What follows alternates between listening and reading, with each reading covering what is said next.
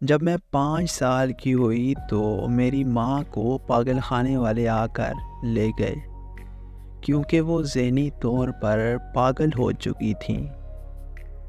तब मेरे मामू मामी हमारे गांव आए और मुझे अपनी बेटी बनाकर अपने साथ लंदन ले गए। 15 साल गुजर गए मगर मैं कभी वापस अपने गांव नहीं आई थी और ना ही मुझे मेरी माँ की कोई खबर थी। वैसे भी मुझे मेरी माँ से नफ़रत थी क्योंकि सब कहते थे कि मेरी माँ एक बद किरदार औरत है। फिर खबर मिली कि मेरी माँ की पागल खाने में मौत हो गई है। ये खबर सुनते ही मुझे बहुत तकलीफ़ हुई।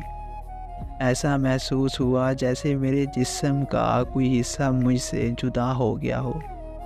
हम सब लंदन से अपने गांव वापस आ गए। माँ को दफन करने के बाद मेरी मुलाकात उनकी एक सहेली से हुई।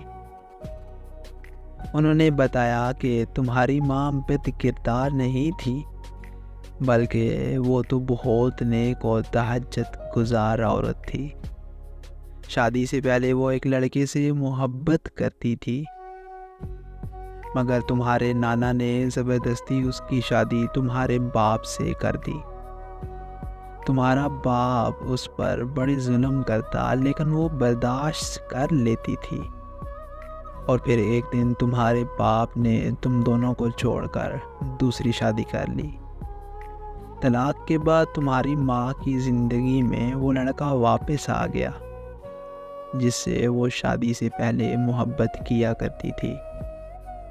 वो लड़का तुम्हारी माँ के पाँव में बैठ गया मगर तुम्हारी माँ ने कहा कि वो दूसरी शादी नहीं करेगी और कहा कि वो अपनी खुशी के लिए अपनी बेटी की ज़िंदगी बर्बाद नहीं कर सकती और अपनी बाकी ज़िंदगी अपनी बेटी के सहारे जी सकती है।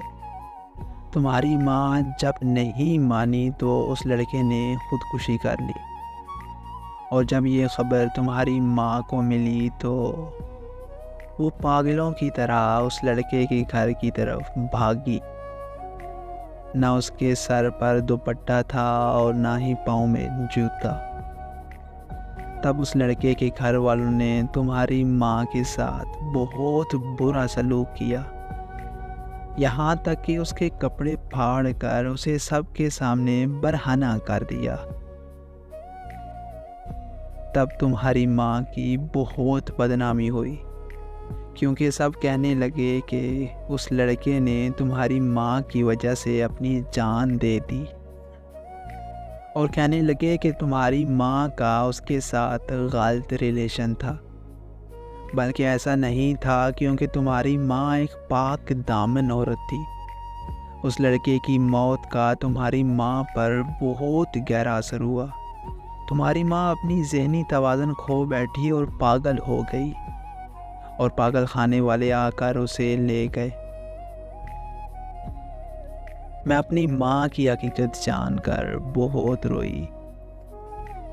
वो चाहती तो उस लड़के से शादी करके अपनी दुनिया बसा सकती थी मगर उन्होंने मेरी खातिर अपनी खुशियाँ कुर्बान कर दी। मगर उन्हें क्या पता था कि जिस बेटी के लिए उन्होंने कुर्बानी दी वो बेटी उनसे कई सालों तक नफ़रत करती रही। मुझे आज अपना सब कुछ लौटा कर भी माँ मिले तो मैं लौटा दूँ। आज माँ की कदर करने को दिल करता है मगर मेरे पास माँ नहीं है बल्कि एक मिट्टी का ढेर बचा है और अब उसी मिट्टी के ढेर को गले लगा कर रोती रहती हूँ।